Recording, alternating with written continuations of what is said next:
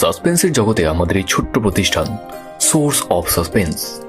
আজ আপনারা শুনবেন লেখক শঙ্খ চক্রবর্তীর লেখা রহস্যময়ী পর্ব 2। প্রথম পর্বে আপনারা শুনলেন বিকম থার্ড ইয়ারের ফাইনাল পরীক্ষার পর হঠাৎ চাকরির জন্য ফোন আসে ঋষির। পোস্টিং হয় পুনে শহরের এক নামী কোম্পানিতে। তার থাকা খাওয়ার জন্য ব্যবস্থা করা হয় কোম্পানিরই মালিকের বাড়ি অর্থাৎ নিরুপমা প্যালেসে। তবে এখানে এসেই ঋষির কেমন একটা খটকা লাগে।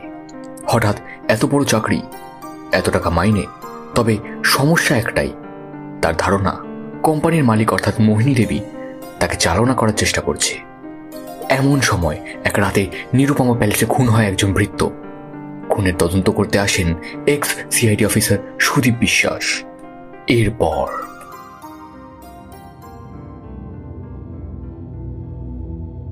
সেখানে পৌঁছে ভালো করে দেহটাকে একবার দেখলেন সুদীপ, তারপর কেডির দিকে তাকালেন।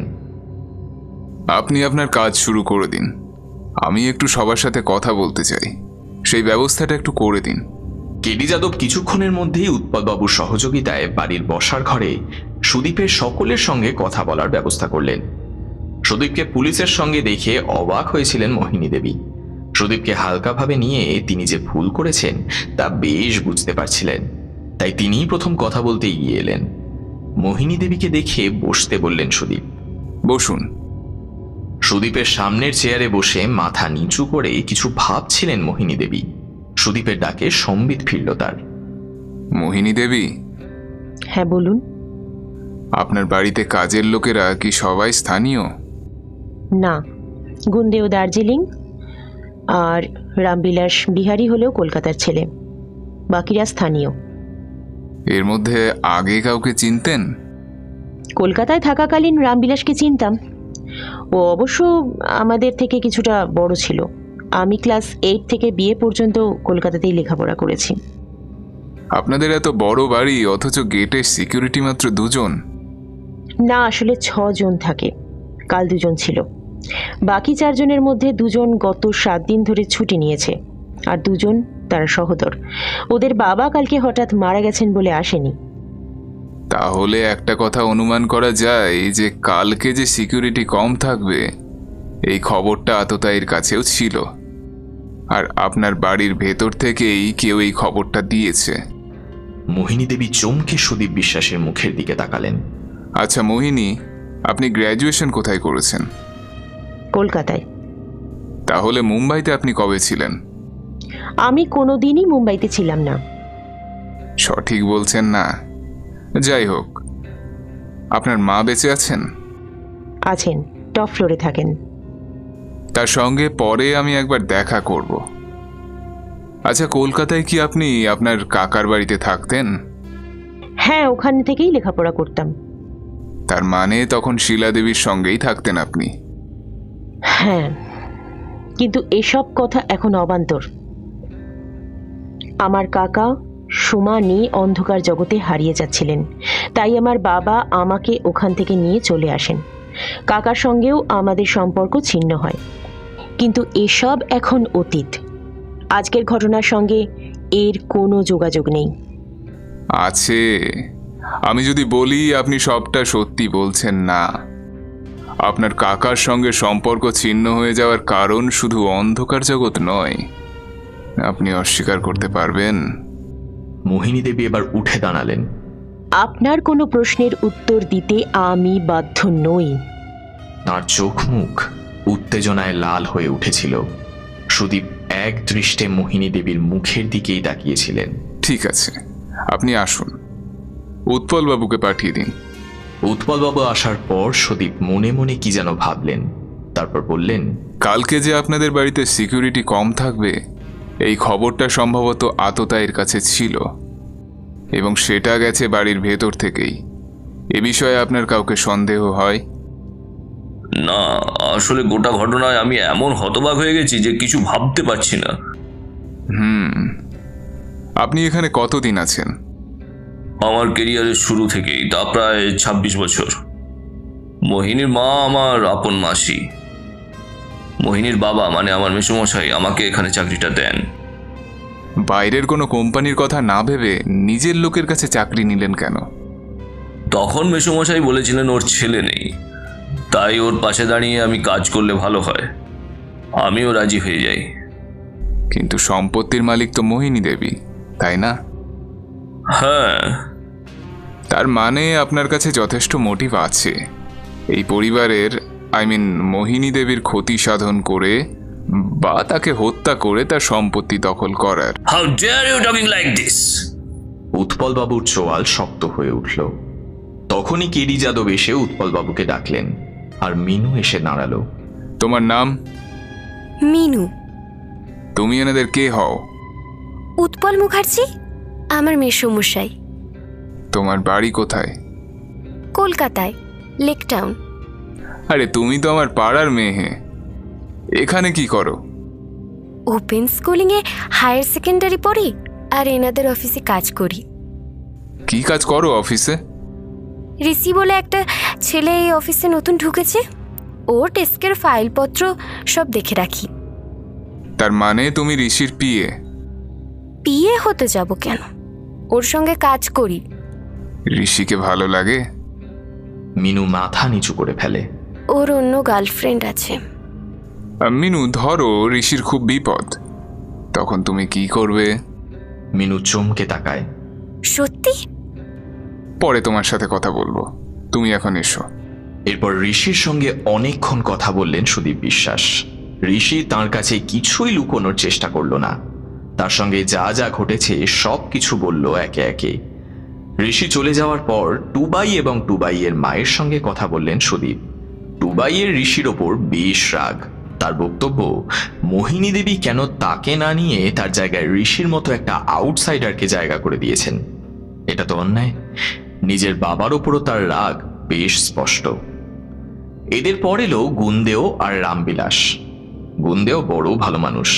গণেশের মৃত্যু তাকে খুব আঘাত দিয়েছে। নিরীহ রামবিলাসও।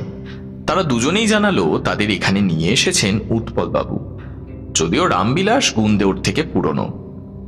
বাকিদের সঙ্গে কয়েকটা সাধারণ কথা বলে সুদীপ সেদিনের মতো তার কাজ শেষ করলেন। সুদীপ একদিকে তার জেরা চালাচ্ছেন, আর অন্যদিকে ঘরের মধ্যে ঋষি তখন জয়িতার ফোন অ্যাটেন্ড করছে। হ্যালো। ঋষি, আমি জয়িতা বলছি। বলো। আমি আজকে সকালে পুনে পৌঁছে গেছি। তাই নাকি? হ্যাঁ, তুমি ঘন্টা দুয়েক পর শিবাজীনগর গান্ধব চকে একবার এসো, ওখানে মিট করব। মিট তো করব, কিন্তু আমি যে বাড়িতে থাকি সেখানে একটা ঝামেলা হয়ে গেছে। কি হয়েছে? একজন খুন হয়েছে। ওরে বাবা, কি বলছো গো? হ্যাঁ। এত কষ্ট করে এত দূর এলাম, আর তোমার সঙ্গে আমার দেখা হবে না? নিশ্চয়ই হবে, আমি পুলিশকে বলে দেখি কি করা যায়। মোহিনী দেবী যে মত দেবেন না সেটা আগেই জানা ছিল। তিনি পরিষ্কার বলে দিলেন ঋষির বাড়ি থেকে এই মুহূর্তে বেরোনো তিনি পছন্দ করছেন না। কেডি যাদবও খুব একটা রাজি হচ্ছিলেন না, কিন্তু এক্ষেত্রে ঋষির পরিত্রাতা হয়ে দাঁড়ালেন সুদীপ বিশ্বাস। কেডি যাদব এবং মোহিনী দেবী দুজনকেই তিনি রাজি করালেন। মোহিনী দেবী রামবিলাসকে সঙ্গে নিয়ে যেতে বলেছিলেন, কিন্তু সুদীপ নিষেধ করলেন। না, ও বাস অটোতে যাক। সুদীপ আর ঋষি বেরিয়ে যাওয়ার পর প্যালেসের চারপাশে এবং ক্যাম্পাসের ভেতরে কড়া পুলিশি পাহারার ব্যবস্থা করে চলে গিয়েছিলেন যাদবও। আর ওরা চলে যাওয়ার পর নিজের বসার ঘরে আবছা আলো জ্বালিয়ে ইজি চেয়ারে নিজের শরীরটাকে ছেড়ে দিয়েছিলেন মোহিনী দেবী। আজ তার মনে ঝড়, বুকের ভেতর তোলপাড়, কিন্তু বাইরে তিনি অসম্ভব রকমের শান্ত। তিনি জানেন সুদীপ বিশ্বাসের আসার মূল উদ্দেশ্য কি। তিনি জানেন সিআইডি ছাড়াও আর কে সুদীপ বিশ্বাসকে এখানে পাঠিয়েছে। কিন্তু এভাবে মোহিনী দেবীর অভীষ্ট সাধনে কেউ বাধা দিতে পারবে না। আজ তিনি নিজের ওপর পরীক্ষা নেবেন, দেখবেন সবকিছুর শেষ ঠিক কোথায়। গান্ধব চকে এসে জয়িতাকে খুঁজে পেতে খুব একটা অসুবিধা হলো না ঋষির। ওকে দেখে উচ্ছ্বসিত হয়ে উঠল জয়িতা। কিন্তু আজ জয়িতা যেন একটু অন্য মুডে। খালি ঘুরিয়ে ফিরিয়ে কার কবে বিয়ে হয়েছে, কে কত সুখে আছে এইসব গল্প করে যাচ্ছে। ঋষির এইসব কথা শুনতে কোনোদিনই ভালো লাগে না। সে বারবার কথা ঘোরানোর চেষ্টা করতে লাগলো। ওকে নিয়ে সিনেমা হলে ঢুকেও রেহাই নেই, সমানে এক কথা। আর জয়িতা যেন কিছু একটা হয়েছে, যা সে কোনোদিন করে না তাই করছে। বারবার ঋষির হাত চেপে ধরছে, কাঁধে মাথা রাখছে। সিনেমা দেখার দিকে যেন তার মনই নেই। শোয়ের শেষ দিকেও সে একবার বলে বসলো, তুমি আমাকে একটুও ভালোবাসো না। কেন? আজ পর্যন্ত একটা চুমু খেয়েছো আমাকে। তুমি তো জানো জয়িতা, আমি ওসব পছন্দ করি না। বিয়ের আগে ওসব নয়। অবশেষে জয়িতা আসল কথাটা বলেই ফেলল। তাহলে চলো বিয়ে করি। না না, এখন কি করে বিয়ে করব? কেন? তুমি তো চাকরি করছো, তাহলে কেন করবো না? না না, এখন না। ও, আসলে আমাকে আর ভালো লাগছে না, তাই না? এসব তুমি কি বলছো জাতা? এখন তোমার মিনুকে মরে ধরেছে। মিনুর সঙ্গে তোমার তুলনা? ও আমার সঙ্গে চাকরি করে, আর তাছাড়া ওর নাম তুমি জানলেই বা কি করে? ওদের এই ঝগড়ার মধ্যে শো শেষই হয়ে গিয়েছিল। বাইরে বেরিয়ে প্রবল বৃষ্টির মধ্যে পড়েছিল ওরা। জয়িতা কেমন ঘাড় নিচু করে চুপ করেছিল। জয়িতার এমন মেজাজ ঋষি কোনো দিন দেখেনি। বাইরে বেরিয়ে অটোর জন্য এদিক ওদিক তাকাচ্ছে, এমন সময় কেউ একটা নাম ধরে ঋষিকে ডাকলো। ঋষি! ঋষি ঘাড় ঘুরিয়ে দেখতে পেল সুদীপ বিশ্বাস। ঋষি, তুমি এখানে? সিনেমা দেখতে এসেছিলাম। সুদীপ এবার জয়িতার দিকে তাকালেন। আরে জয়িতা, চিনতে পারছো? আমি সুদীপ কাকু। তোমার কাছে গিয়েছিলাম। হ্যাঁ, মনে আছে। আপনি এখানে? এই একটু কাজে এসেছি। তুমি কবে এলে? আজকে। চলো না সামনের চায়ের দোকানটাতে ঢুকি, তোমাদের সঙ্গে একটু কথা আছে। হ্যাঁ, এই বৃষ্টি সহজে থামবে না। চায়ের দোকানে ঢুকে 3 কাপ চা আর স্যান্ডউইচের অর্ডার দিলেন সুদীপ বিশ্বাস। তারপর আবার জয়িতার দিকে ফিরলেন। তুমি আগে কখনো পুনায় এসেছো? না। এখানে তোমার কে থাকে? মাসি। আজকে এসেই একা একা বেরিয়ে পড়েছো? তোমার অসুবিধা হলো না? না। যাই হোক, ঋষি, তোমাকেও বলছি, তোমরা কিন্তু কেউ আর একা একা কোথাও বেরোবে না। কারণটা তোমরা সকলেই জানো। এর মধ্যে মিনুটা আবার কাল সন্ধ্যায় কোথায় যেন বেরোবে বলেছে। এই বলে সুদীপ বিশ্বাস যেমন গতিতে এসেছিলেন তেমনই ঝড়ের বেগে বেরিয়েও গেলেন।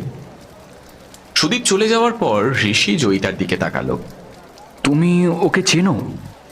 হ্যাঁ, তোমার একটা চাকরির পুলিশ ভেরিফিকেশনের ব্যাপারে আমার সঙ্গে উনি কথা বলতে এসেছিলেন। কিন্তু উনি মূলত সিআইডির কাজ করেন। এখানে যে খুনটা হয়েছে উনি তারই তদন্ত করছেন। এছাড়াও সাপের বিষের নেশা ধরিয়ে দিয়ে ছেলে মেয়েদের বিষধর বানিয়ে তাদের দিয়ে অপরাধ করায়। এ একটা বিরাট চক্র। উনি সেই কেসটাও দেখছেন। তাই নাকি? তোমার যে দুর্ঘটনাগুলো ঘটেছে সেগুলোর ব্যাপারে জিজ্ঞাসা করছিলেন। তুমি কি বললে? আগাগোড়াই আমার যা মনে হয় তাই বলছি। ব্যাপারগুলো কাকতালীয়। সে তুমি যাই বলো, তখন আমারও তাই মনে হতো। কিন্তু এখন আমার চারপাশে যা ঘুরছে আমার আর তা মনে হচ্ছে না। মানে? সে পরে আরেকদিন বলবো না হয়। ঋষি, তুমি আমার কথা শোনো। আমার এখন ভীষণভাবে তোমার পাশে থাকা দরকার। আমরা বিয়ে করে নিই, চলো। তুমি হঠাৎ তো বিয়ে বিয়ে করে খেপেছো কেন গো? জানি না। কথাটা বলতে বলতেই জয়িতা বার দুয়ে কেশে কেমন হাঁপাতে লাগলো। ঋষি, আমার আমার কেমন শ্বাসকষ্ট হয়ে শরীর খারাপ লাগছে। আমি আসছি। সে কি, আমি এগিয়ে দিই? না না, আমি যেতে পারবো। তুমি জানো, আমার শ্বাসকষ্ট হয় মাঝে মাঝে। গিয়ে ইনহেলার টানলে ঠিক হয়ে যাব। আমি আসি। সেদিন ফিরতে ঋষির অনেক রাত হলো, আর ফিরল একেবারে কাক ভেজা হয়ে। ঋষি বুঝতে পারছিল তার জ্বর আসবে। সবে ফ্রেশ হয়ে বসেছে, এমন সময় রিডিং রুমের দরজা দিয়ে মোহিনী দেবী এসে ঘরে ঢুকলেন। কি ব্যাপার, ফিরতে এত দেরি হলো? একটু দেরি হয়ে গেল। ওটা আমার কথার উত্তর নয়। যেটা জিজ্ঞেস করেছি তার সোজাসুজি জবাব দাও। ফোনটা বন্ধ রেখেছো, তাই ফোনেও তোমার সঙ্গে যোগাযোগ করা যায়নি। আমাকে বাধ্য হয়ে সিকিউরিটিদের পাঠাতে হয়েছে তোমাকে খুঁজতে। কেন এত দেরি করেছো বলো? আচ্ছা ম্যাডাম, আপনি কি চাকরি দিয়ে আমাকে কিনে নিয়েছেন? অফিসের বাইরেও আমাকে আপনার কথায় উঠতে বসতে হবে? কি ভাবেন আপনি নিজেকে? মোহিনী দেবী এমনিতেই উত্তেজিত হয়েছিলেন, এবার আর নিজেকে ধরে রাখতে পারলেন না। তার মাথার আজ ঠিক নেই। এগিয়ে এসে তিনি সপাটে চড় মারলেন ঋষির গালে। অসভ্য কোথাকার! চড়টা খেয়ে ঋষি অবাক হয়ে গেল। আপনি আমার গায়ে হাত তুললেন? এই অধিকার আপনাকে কে দিয়েছে? আপনার সেই অধিকার নেই। মোহিনী দেবী কঠোর চোখে ঋষির দিকে তাকিয়েছিলেন। অধিকার আছে। আমি মা তোমার, তোমাকে জন্ম দিয়েছি আমি। মোহিনী দেবীর কথা শুনে ঋষি নিজের কানকে বিশ্বাস করতে পারছিল না।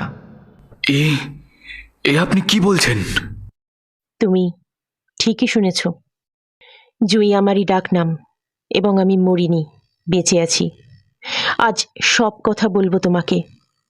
তার আগে তুমি কিছু মুখে দাও, বিশ্রাম করো, তারপর বলছি। মোহিনী দেবীর গলার স্বর নরম হয়ে এসেছিল। না, আগে আমি শুনতে চাই। আপনি আমার বিরাট বড় ইমোশন নিয়ে খেলছেন। মোহিনী দেবী ঋষির খাটের ওপর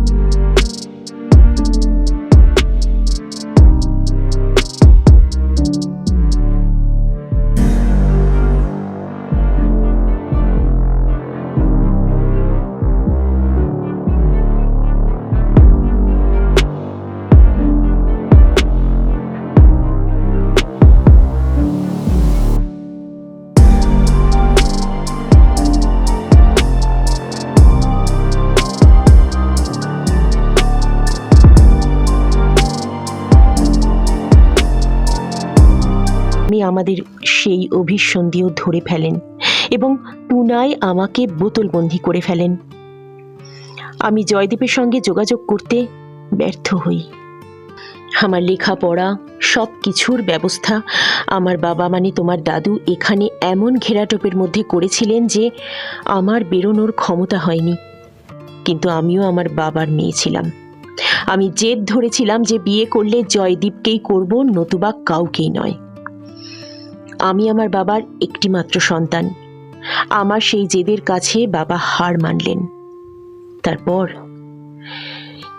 আজ থেকে 10 বছর আগে আমার বাবার মৃত্যুর পর আমি আমার বাবার ব্যবসার সমস্ত দায়িত্ব নিজের কাঁধে নিয়ে নিই এবং পাগলের মতো খুঁজতে থাকি তোমাকে আর তোমার বাবাকে।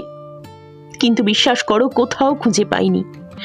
অবশেষে বছর 2 আগে আমি তোমার সন্ধান পাই। তোমার বাবার কথাও আমার কানে এসেছিল, কিন্তু একটা ভুল ভেবেছিলাম আমি যে জয়দীপ বোধহয় আবার বিয়ে করেছে। কিন্তু তোমার মুখে তোমার মায়ের নাম শুনে আমার ভুল ভেঙে গেছে।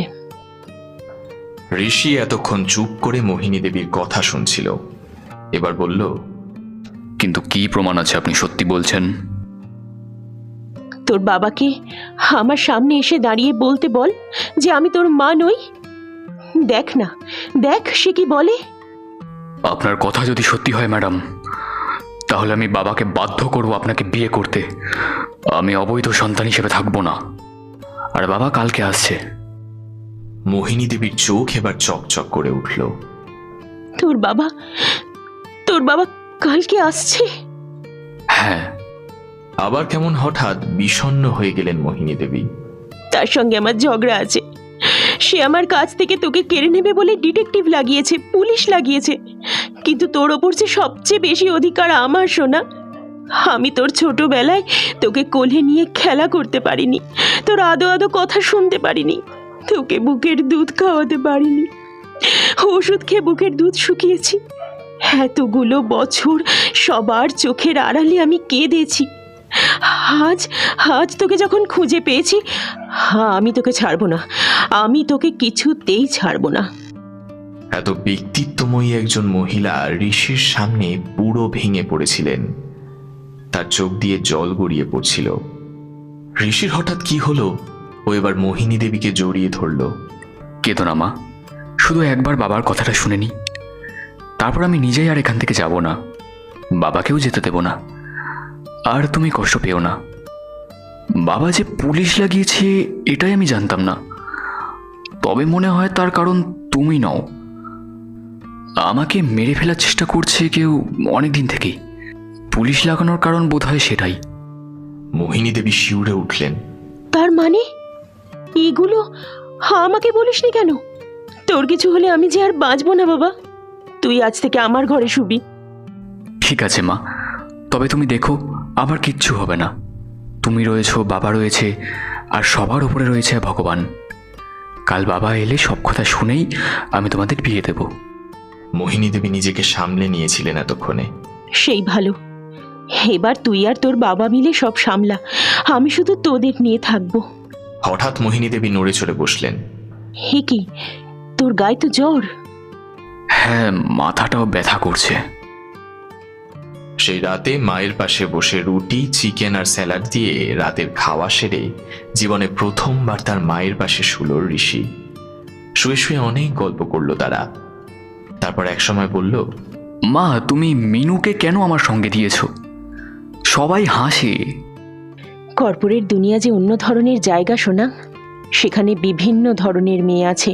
মিনু খুব ভালো মেয়ে, ওকে রেখেছি যাতে ও তোকে সামলাতে পারে। কিন্তু এতে আমার মানে জয়িতা রেগে যাচ্ছে। জয়িতাকে? তোর গার্লফ্রেন্ড নাকি? হ্যাঁ। এখন সে আছে কোথায়? পুনেতে এসেছে ও। ঠিক আছে, কাল একবার ওকে এখানে ডেকে পাঠাস। মা, একটা ছড়া শুনবে? বল। বিপজ্জনক প্রতিহিংসক, নজরে তাহার বুকের দীপক, বিষকন্যা হইতে সাবধান, ওতপ্রোত আছে মায়াজাল, সরিয়ে দেখো সব জঞ্জাল, বিষকন্যা হইতে সাবধান। এই ছড়াটার মানে কি মা? মোহিনী দেবী এই ছড়াটা শুনে কিছুক্ষণ চুপ করে রইলেন। ভয়ে তার বুকের ভিতর হিম হয়ে গেল। উনি পরিষ্কার বুঝতে পারলেন এটা কোনো সাবধান বাণী এবং ঋষির সামনে ঘোরতর বিপদ। প্রায় ফিসফিসিয়ে উঠলেন মোহিনী দেবী। প্রথম 3টে লাইন বুঝতে পারছি বাবা, কিন্তু পরেরগুলো কোনো এক বিষকন্যার নজর তোর ওপর, কারণ সে আমার ওপর প্রতিশোধ নিতে চায়, কারণ তুই যে আমার বুকের দীপক। কিন্তু বাকি লাইনগুলো তো কিছুতেই বুঝতে পারছি না। কথাটা বলে মোহিনী দেবী চুপ করে গেলেন। এরপর ঋষি মোহিনী দেবীকে ধাক্কা দিল। ও মা, কি হলো? কিছু হয়নি মানিক আমার। ভাবছি প্রথমে তোর বাবার উপর আমার রাগ হয়েছিল, কিন্তু এখন বুঝতে পারছি কিছু বুঝতে পেরেই সে গোয়েন্দা আর পুলিশের শরণাপন্ন হয়েছে। তোকে রক্ষা করতে পুলিশের বড় বড় অফিসার আসছেন। সাদা পোশাকে বাংলা আর মহারাষ্ট্র পুলিশ ছেয়ে ফেলেছে পুনা। আমাদের প্যালেসের চারপাশে আমি বুঝতে পারছি তাদের উপস্থিতি। সর্বোপরি আমার সিকিউরিটিরা আছে। গণেশের মৃত্যুর পর থেকেই তারা বাড়তি সতর্ক হয়ে রয়েছে। তাদের মধ্যে বেশ কয়েকজন আছে যাদের লক্ষ্য নির্ভুল, কিন্তু তারপরেও আমি নিশ্চিন্ত হতে পারছি না। আমি খালি ভাবছি কে সেই অদৃশ্য শত্রু, কে সেই ভয়ঙ্কর যাকে ধরতে এত আয়োজন, কে সেই নির্মম নির্ভীক অকুতভয় মূর্তিমান শয়তান যার অদৃশ্য উপস্থিতিতে বাংলা থেকে মহারাষ্ট্র কাঁপছে, যে এই সুবিশাল চক্রবুহে হানা দিতে আসছে আমার একমাত্র মানিককে মারতে। কি শত্রুতা তার আমার সঙ্গে? আমি কে শত্রু কে বন্ধু কিছুই বুঝতে পারছি না। সে কি আমার ঘরের মধ্যে আছে নাকি বাইরে? ওরা যখন এইসব আলোচনা করছে তখনই ডোরবেলটা বেজে উঠল। এত রাতে কে? দাঁড়াও মা, আমি দেখি। ঋষি উঠতেই যাচ্ছিল, মোহিনী দেবী ওকে বাধা দিলেন। তুই উঠিস না, দাঁড়া, আমি দেখছি। দরজা খুলে গুন্দেওকে দেখতে পেলেন মোহিনী দেবী। বিষণ্ণ মুখে দাঁড়িয়ে আছে গুন্দেও। ম্যাডাম, রামবিলাসকে কোথাও পাওয়া যাচ্ছে না।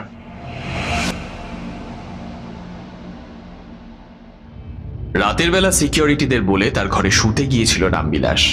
তার ঘরটা ক্যাম্পাসের ভিতরে হলেও মূল প্যালেসের বাইরে। গুন্দেও রোজ রাতে গান শোনে।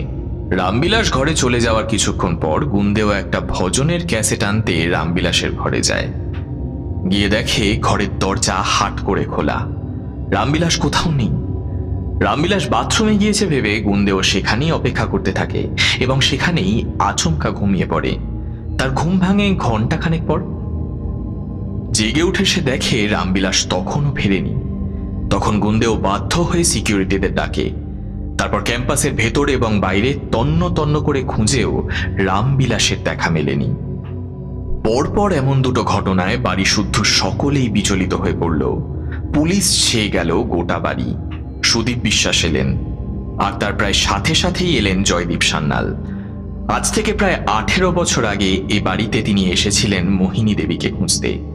সেদিন তিনি এ বাড়ির মূল ফটক ডিঙোতে পারেননি, কিন্তু আজ গেটে প্রথা মাফিক বাঁধাটুকু দেওয়া ছাড়া তাকে আর কেউ কিছুই বলল না। বেয়ারা তাকে সোজা নিয়ে গেল দোতলায় মোহিনী দেবীর ঘরে। সেখানে ঋষি বিছানায় শুয়েছিল, আর ওকে কোলের কাছে নিয়ে বসেছিলেন মোহিনী দেবী। জয়দীপ আশ্চর্যভাবে খেয়াল করলেন মোহিনীর সেই ভুবন ভোলানো রূপ এখনো রয়েছে। তাকে দেখে যে মোহিনীরও দুচোখ ছলছল করে উঠল, তা নজর এড়ালো না জয়দীপেরও। জয়দীপ ক্লান্ত হয়ে পড়েছিলেন, আর দাঁড়িয়ে থাকতে না পেরে বিছানার একপাশে বসে পড়লেন। মোহিনী দেবী এবার জয়দীপের দিকে তাকালেন। আমি কিন্তু কোনোভাবেই ঋষিকে ছাড়ব না। এতগুলো বছর আমি অনেক কষ্ট পেয়েছি, অনেক চেষ্টার পর ওকে নিজের কাছে আনতে পেরেছি। ও আমার কাছেই থাকবে। জয়দীপ হাত তুলে মোহিনীকে শান্ত হতে বললেন। ঋষি চুপ করে শুয়েছিল, এবার বলল, বাবা, ইনি কি সত্যিই আমার মা? হ্যাঁ ঋষি, ইনি তোমার মা, যিনি তোমাকে জন্ম দিয়েছেন। তাহলে আমি আর এখান থেকে যাব না, আর তুমিও এখানেই থাকবে এবং মাকে বিয়ে করবে। আমার ওকে বিয়ে করতে কোনোদিনই আপত্তি ছিল না। সমস্যা হয়েছিল ওদের পরিবার থেকে। মোহিনী দেবী এবার ঝাঁঝিয়ে উঠলেন। তখন আমার বাবা ছিল, এখন কি সে বেঁচে আছে? মা বাবার ঝগড়া শুরুর উপক্রম দেখে ঋষি এবার রেগে গেল। কি হচ্ছেটা কি? যদিও উভয় তরফেই মান অভিমানের পালা খুব তাড়াতাড়ি মিটে গেল, আর ওরা যখন কথা বলছিলেন সুদীপ বিশ্বাস এসে ঘরে ঢুকলেন। কি জয়দীপ, মোহিনীর সঙ্গে মিটমাট হয়েছে? জয়দীপ ঘাড় নেড়ে সায় দিলেন। তবে এতে বোধহয় আপনারও কিছুটা অবদান আছে। জয়দীপ উঠে গিয়ে প্রণাম করলেন সুদীপকে। মোহিনী দেবীও উঠে এসে প্রণাম করলেন তাকে। আরে এসব পরে করো, তোমাদের আসল সমস্যার এখনো সমাধান করে উঠতে পারিনি। ঋষি কেমন যেন ঘোরের মধ্যে ছিল। মা, আজ জয়ীটাকে ডাকবো? এবার সুদীপই উত্তর দিলেন, নিশ্চয়ই ডাকবে। কথাটা বলেই ব্যস্ত হয়ে পড়লেন সুদীপ। তোমাদের বাড়ির আর সব লোকেরা কোথায়? মিনু কোথায়? বলতে বলতেই ঝড়ের বেগে ঘর থেকে বেরিয়ে গেলেন সুদীপ বিশ্বাস।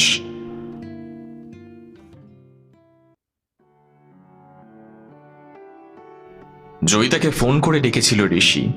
সে এলো বিকেলের দিকে। তাকে নিয়ে বসার ঘরে বসলেন সকলে। অনেক কথা হলো তার সঙ্গে। জয়িতাকে দেখে বেশ পছন্দও হলো মোহিনী দেবীর। মেয়েটা ঋষির থেকে বছর দুয়েকের ছোট, ঋষির কলেজেই পড়ে। এই কথা সে কথার পর মোহিনী দেবী বললেন, আমাদের ওপর দিয়ে কেমন ঝড় যাচ্ছে তা তো তুমি সবই জানো। কয়েকদিনের মধ্যে একজন খুন আর একজন নিখোঁজ হয়েছে। আমাদের কারুরই মাথা ঠিক নেই এখন। তবে একটা কথা আমি তোমাকে বলছি, ঋষি অথবা তুমি, তোমাদের দুজনেরই কিন্তু বয়স খুব কম। তাই বিয়ে আমি এখন তোমাদের দেব না। দেখা সাক্ষাৎ করতে পারবে, তবে সেটা হয় এখানে আর নয়তো অফিসে, তার বাইরে কিন্তু নয়। সুদীপ বিশ্বাস সেই সময় আবার ঘরে এলেন। ঘরে ঢুকেই জয়িতাকে দেখে উচ্ছ্বসিত হয়ে উঠলেন তিনি। আরে জয়িতা যে, কখন এলে? একটু আগে। এবার মোহিনী দেবীর দিকে ফিরলেন সুদীপ। তোমাদের জন্য একটা দারুণ খবর আছে। মুম্বাই পুলিশ থেকে কিছুক্ষণ আগে আমাকে ফোন করেছিল। তারা জানিয়েছে সাপের বিষচক্রের মক্ষীরানী শিলা, তার হাজবেন্ড প্রদীপ সহ বেশ কয়েকজন আজ দুপুরে মুম্বাই মিরার রোড অঞ্চলের একটি বাড়িতে পুলিশ এনকাউন্টারে মারা গেছে। এই খুশিতে মোহিনী, আজকে জয়িতা বরং এখানেই থেকে যাক, কি বলো? জয়িতা মাথা নিচু করে লাজুক লাজুক হাসছিল। এবার জয়দীপ কথা বললেন। জয়িতা, তাহলে মাসিকে ফোন করে জানিয়ে দাও যে আজকে যাচ্ছ না। জয়িতা সেই রকমই মাথা নিচু করে বসেছিল। এবার ধীরে ধীরে বলল, আসলে বাস থেকে নামার পর মোবাইলটার খুঁজে পাচ্ছি না। সে কি, এখানে পুলিশ উপস্থিত আর তুমি কাউকে বলনি? কেডি যাদব এতক্ষণ ঘরের এক কোণে চুপ করে বসেছিলেন। ফোন চুরির কথা শুনতেই উঠে এলেন। कल सुबह मेरे साथ एक जीटी कर देना। জয়িতা, তুমি এই ল্যান্ডলাইন থেকে মাসিকে ফোন করো। মোহিনী দেবী কথাটা বলতেই সুদীপ মোহিনী দেবীকে ডাকলেন। জয়িতার হয়ে গেলে এখান থেকে আমি একটা ফোন করব মোহিনী। ওরা যখন বসার ঘরে সবাই মিলে একসাথে কথা বলছে, বাইরে বারান্দায় দাঁড়িয়ে মিনু সব শুনছিল। তার চোখের পাতা যে ভিজে উঠেছে তা দেখার কেউ ছিলই না। সে কিছুক্ষণ বাদে আস্তে আস্তে ঘরের ভেতরে এলো। সুদীপ জেঠু, আমি কি একটু বেরোতে পারি? একটু দরকার ছিল। ঠিক আছে, যাও, তবে একা একা যেও না। জয়িতা এবার উঠে দাঁড়ালো। আমি একটু ওর সঙ্গে ঘুরে আসবো, একটু ফ্রেশ হওয়া দরকার। যাও। মিনু আর জয়িতা বেরোলো বাড়ির পিছনের দিক দিয়ে। কিছুক্ষণ হাঁটার পর একটা গলি পড়ল ওদের বাম হাতে। জয়িতা মিনুর হাত ধরে টানলো। এসো, এই রাস্তাটা দিয়ে যাই, শর্টকাট হবে। মিনু এদিকটা ভালো করে চেনে না, কারণ এদিকটা একটু অন্ধকার মতো বলে ওই দিকে কখনো আসেনি। আশেপাশে যে বাড়িগুলো আছে তাদের সবগুলোরই পিছন দিকে এটা। আর বাড়িগুলো সবকটাই খুব বড় বড়। রাস্তায় আলোও নেই, নিকষ অন্ধকার। শুধু মেঘে ঢাকা চাঁদ যতটুকু আলো ছড়াচ্ছে ততটুকুই ভরসা। কিন্তু এই রাস্তাটা যেন শেষ হতে চাইছে না। জয়িতা, তুমি এদিককার রাস্তা চেনো? হ্যাঁ, এখান দিয়ে কত ঘুরে বেরিয়েছি। কিন্তু এই রাস্তাটা কেমন যেন, এদিকটা না এলেই ভালো করতে। একটাও জনপ্রাণী নেই। না এসে কি করতাম বল মিনু?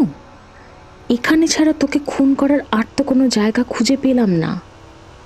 তোকে তো এখন মরতে হবে রে। তোকে মারবো, তবেই তো অফিসের ঋষির বিয়ে হয়ে তোর জায়গায় ঢুকে মোহিনী দেবীর বিশ্বাস অর্জন করব। মহিলা বড় ঘোরেল রে, পটানো খুব শক্ত, কিন্তু ছেলের বউ যে আমাকে হতেই হবে। তারপর ঋষিকে সাবার করে সব সম্পত্তি নিজের নামে করে নেওয়া। পুলিশ অপরাধীকে ধরার জন্য জাল পেতেছে, কিন্তু ওরা জানে না কে সেই বোড়েটা। আজ দুপুরে ওরা আমার বাবাকে মেরেছে, সৎ মাকে মেরেছে, তাই তোকে আজ মরতেই হবে। জয়িতার হাতে এতক্ষণে একটা লকলকে ছুরি উঠে এসেছে। মুহূর্তে জয়িতার রূপ পাল্টে যেতে দেখে একটু ঘাবড়ে গেল মিনু। কিন্তু এরই মধ্যে মিনুর হাতেও একটা ছুরি উঠে এসেছে। আমাকে মারা কিন্তু অত সহজ নয় জয়িতা। আমি কিন্তু আর 5টা মেয়ের মতো না। জয়িতা মিনুর দিকে এগিয়ে যাচ্ছিল, কিন্তু মিনুর হাতে ছুরি দেখে একটু থমকে গেল। তারপর হেসে উঠল খিলখিল করে। বোকা কোথাকার। ছুরি দুটো, আমরা মেয়েও দুটো, একেবারে 1-to-1 ফাইট। কিন্তু মৃতদেহ হবে একটা, আর সেটা হবে তোর। কেন জানিস? কারণ আমি তো বিষধর বিষাক্ত বিষকন্যা। তোকে মেরে ফেলতে আমার একটা কামড়ই যথেষ্ট। কিন্তু ছুরিটা রেখেছি কারণ ওই যেখানে সেখানে মুখ দিতে মন চায় না। আমি এর আগেও একটা খুন করেছি রে, তোর বেশি কষ্ট হবে না দেখিস। আমার সামনে তুই বড় জোর ওই মিনিট খানেক টিকবি, তার মধ্যেই তোর গলার নলি আমি দুফাক করে দেব। পুলিশ যখন আমাকে এখানে পাবে, তোর মৃতদেহ আর ভীষণ আহত অবস্থায় সংজ্ঞাহীন আমাকে, তারপর আমি এক অজ্ঞাত পরিচয় আততায়ীর গল্প ওদের শোনাবো। ওরা শুনবে, সেই শুনে হাওয়ার পেছনে ছুটবে, কিন্তু কিচ্ছু পাবে না। তারপর ঋষির সঙ্গে আমার বিয়ে, জাস্ট একদিন শোবো, ব্যাস। তোর ঋষি তোর কাছে, আর সম্পত্তি আমার। তারপর এক এক করে বাকিগুলোকে শেষ করে দিতে আর কতদিন লাগবে? হঠাৎ অন্ধকারে কেউ কথা বলে উঠল। একটু ভুল হয়ে গেল জয়িতা, পুলিশ আসিবে না, পুলিশ আসিয়াছে। এটা পুলিশেরই পাতা ফাঁদ, আর তুমিই তাতে পা দিয়েছ। Hands up, otherwise I will shoot you. বিপদ বুঝে জয়িতা মিনুর ওপর ঝাঁপিয়ে পড়তে গেল, আর তখনই অন্ধকার থেকে কেউ যেন মিনুকে ঝট করে টেনে নিয়ে অন্ধকারে লুকিয়ে ফেললো। আর মিনুকে তাড়া করে আসা জয়িতা কিছুটা হোঁচট খেয়ে মুখ থুবড়ে পড়লো রাস্তায়, কিন্তু পড়ে গিয়ে ধরাশায়ী হয়ে থাকার মেয়ে জয়িতা নয়। সে তৎক্ষণাৎ লাফ দিয়ে উঠে জোরসে অন্ধকারের দিকে ছুট লাগালো। অন্ধকার থেকে গুড়ুম করে একটা পিস্তল গর্জে উঠলো, কিন্তু জয়িতার তাতে কিচ্ছু হলো কিনা বোঝা গেল না।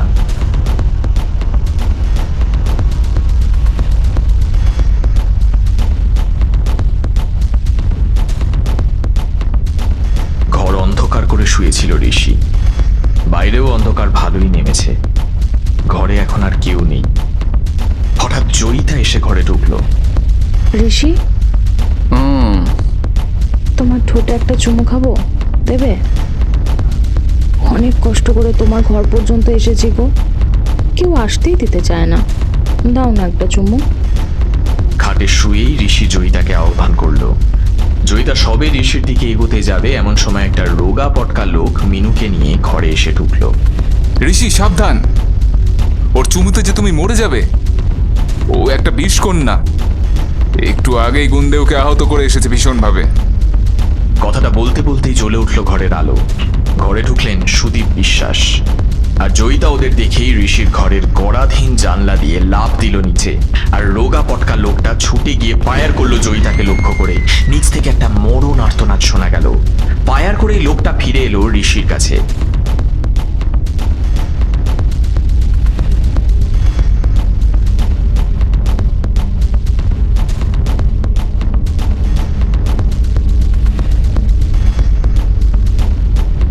সুদীপ বিশ্বাস জিজ্ঞেস করলেন, ওদিকে কি হলো? Spot dead. এই ঘটনার দিন দশেক পর সেদিন নিরুপমা প্যালেসের বৈঠকখানা ঘরে জমায়েত হয়েছিলেন সকলে। মধ্যমণি সুদীপ বিশ্বাস।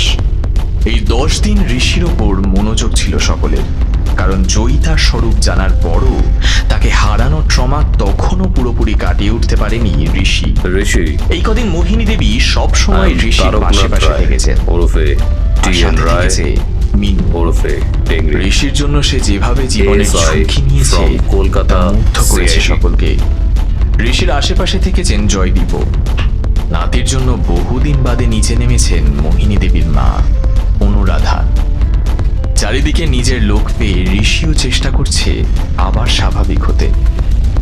আজ তার জন্যই মূলত এই বৈঠকের আয়োজন। আজ সুদীপ বিশ্বাস সকলকে পুরো ব্যাপারটা পরিষ্কার করে বলবেন, বোঝাবেন জয়িতার স্বরূপ। আজ এ ঘরে অনেকেই উপস্থিত, বাড়ির প্রতিটি সদস্য তো আছেনই, তাছাড়াও রয়েছে রামবিলাসকে বাদ দিয়ে বাড়ির প্রতিটি কাজের লোক, তারকনাথ রায় এবং কেডি যাদব এবং পুলিশের আরো 2-3 জন। সবার মুখের দিকে একবার তাকিয়ে নিয়ে সুদীপ বিশ্বাস তার কথা শুরু করলেন। প্রথমেই বলি, এই সাপের বিষ চক্রের মক্ষীরানী যে শিলা, সে মোহিনীর আপন খুড়তুতো বোন। আর প্রদীপ তার স্বামী। প্রদীপের প্রথম স্ত্রীর সন্তান জয়িতা। মোহিনীর দাদু সমস্ত সম্পত্তির মালিক করে যান বড় ছেলে নিরুপম, মানে মোহিনীর বাবাকে। ছোট ছেলে অনুপমকে কিছুই দেননি, কারণ অনুপম ছিলেন উচ্ছৃঙ্খল, নেশাখোর, চরিত্রহীন এবং অপরাধ জগতের সঙ্গে যুক্ত। সাপের ছোবলের নেশা করতেন অনুপম। প্রকৃতপক্ষে এই চক্রটা ওনার তৈরি। ওনার থেকেই শিলাও এই নেশায় আক্রান্ত হন। গোড়া থেকেই অনুপমের লক্ষ্য ছিল অনুপমের কাছ থেকে সম্পত্তি কেড়ে নেওয়া। কিন্তু বল প্রয়োগ করে উনি সেটা করতে পারছিলেন না, কারণ নিরুপম খুব নিরীহ লোক ছিলেন না। তারও সৈন্য সামন্ত এবং যোগসাজশ যথেষ্ট ছিল। তাই অনুপম ভালো মানুষ সেজে দাদার সঙ্গে ভাব করলেন এবং একটিমাত্র ভাইজি মোহিনীকে লেখাপড়ার জন্য কলকাতায় নিয়ে গিয়ে রাখলেন। নিরুপম ছোট ভাইয়ের অনুরোধ ঠেলতে পারেননি। তখন হয়তো অনুপমের অন্য কোনো পরিকল্পনা ছিল, কিন্তু সব হিসেব গন্ডগোল হয়ে যায় জয়দীপের সঙ্গে মোহিনীর প্রেম হওয়ায়। এই ব্যাপারটি নিরুপমের কানে যায়। তিনি সম্পর্ক মেনে নেননি। তিনি মোহিনীকে মুম্বাই পাঠিয়ে দেন। এই ব্যাপারে নিরুপম অনুপমকেই দায়ী করে ও তার সঙ্গে সমস্ত সম্পর্ক ছিন্ন করে। ওদিকে মোহিনী ছিল গর্ভবতী। মাত্র 19 বছর বয়সে সে ঋষিকে জন্ম দেয় এবং জয়দীপ ঋষিকে নিয়ে চলে যায়। এবার ও পরে খবর পেয়ে নিরুপম মোহিনীকে সোজা পুনায় নিয়ে এসে এই বাড়িতে আটকে রাখে। এই পর্যন্ত ঘটনা জানতে আমাকে সাহায্য করেছেন অনুরাধা দেবী এবং অবশ্যই উৎপল। বলতে বলতে একটু থামিন সুদীপ। একটু চায়ের ব্যবস্থা হলে মন্দ হতো না। নিশ্চয়ই। মোহিনী দেবী একটা বেল টিপে পেয়ারাকে ডাকলেন। সুদীপ আবার বলতে শুরু করলেন। প্রথমে জয়দীপ আমার কাছে আসে ঋষির ব্যাপারে। ঋষির পরপর দুর্ঘটনা তার মনে সন্দেহের উদ্রেক করে, কিন্তু সে আমাকে ঋষির হোস্টেলের ফোন নাম্বার ছাড়া আর কিছুই দিতে পারেনি। আমি ওইটুকু তথ্য নিয়েই ঋষির হোস্টেলে যাই।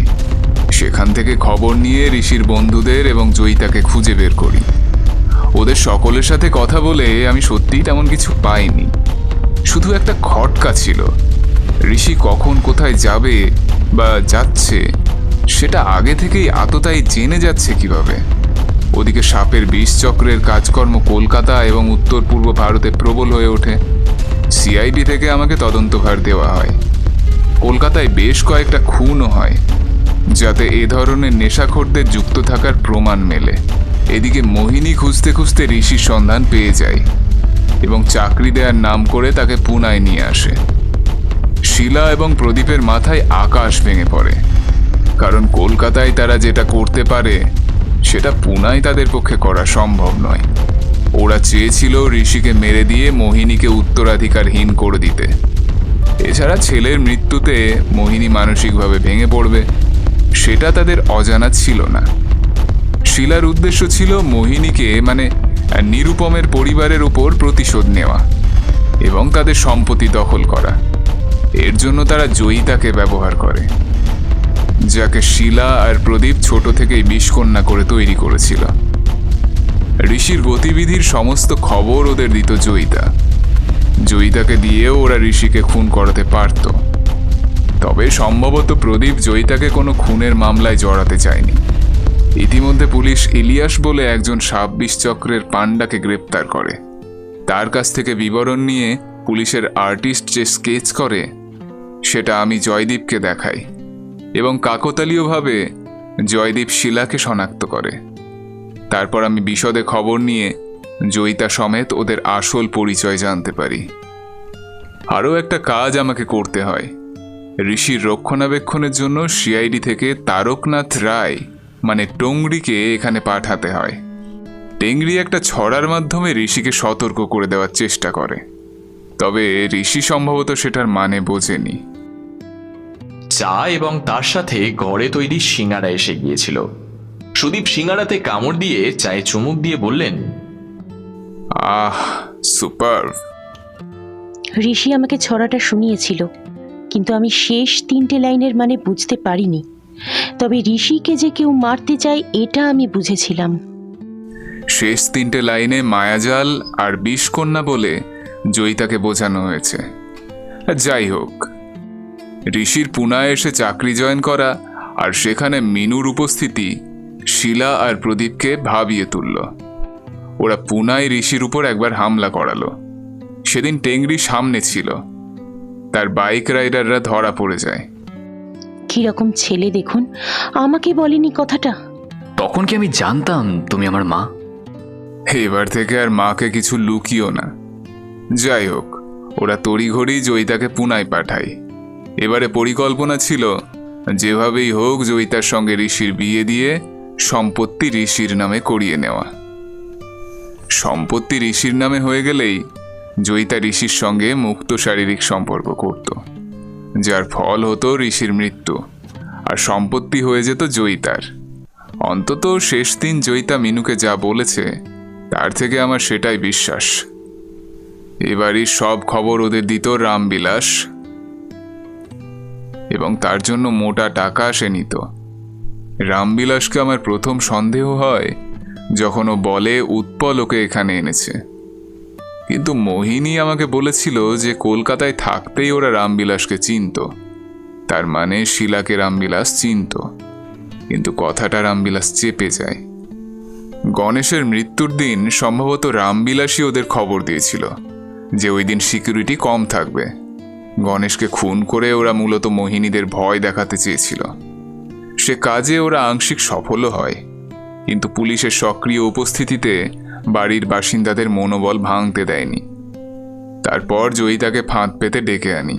তার আগের রাতে রামবিলাসকে পুলিশ কিডন্যাপ করে, যাতে সে কোনো খবর বাইরে দিতে না পারে। রামবিলাস এখন পুলিশ হেফাজতে। জয়িতা যখন বাসে আসছিল তখন টেংরি তার মোবাইল পকেটমারি করে। বাইরে থেকে জয়িতার যোগাযোগ বিচ্ছিন্ন হয়ে যায়। জয়িতা বাধ্য হয় এখানকার ল্যান্ডলাইন থেকে তার কাল্পনিক মাসিকে ফোন করার অভিনয় করতে। জয়িতার ফোন করা শেষ হতেই আমি ল্যান্ডলাইন থেকে ফোন করার নামে রিডায়াল করি, কিন্তু অস্তিত্বহীন নাম্বারের কথা জানতে পারি। তখনই আমি নিঃসন্দেহ হয়ে যাই। ওদিকে বাবা, সৎমা আর গ্যাংয়ের অন্যান্য লোকের মৃত্যুর খবরে জয়িতার রাগে পাগলের মতো হয়ে যায়। তখনই সে ঠিক করে সেদিনই কাউকে না কাউকে মারবে। কিন্তু আমার ফাঁদ পাতা ছিল। আমার শেখানো নিয়ম অনুযায়ী মিনু সে সময় বাইরে যেতে চাইল। সৌভাগ্যক্রমে জয়িতা নিজেই মিনুর সঙ্গে যেতে চেয়েছিল। অবশ্য না চাইলে আমি জোর করে পাঠাতাম। জয়িতা জানতো না যে পুলিশ পিছনে আছে। তারপরের ঘটনা তো সবার জানা। এ যেন এক উপন্যাস। অবশ্যই। তা ওহে জয়দীপ, তোমাদের 4 হাত এক করে দিতে হচ্ছে কবে? আর 7 দিন খুব বেশি হলে। তোমাদের বিয়ের খাওয়া দাওয়া খেয়েই আমি কলকাতায় যাব। আর শোনো, ভবিষ্যতে ঋষি শুধু মিনুর প্রাপ্য। মিনু যেভাবে ঋষির জন্য এক কথায় জীবনের ঝুঁকি নিয়েছে, কোনো কিছুতেই তার মূল্য হয় না।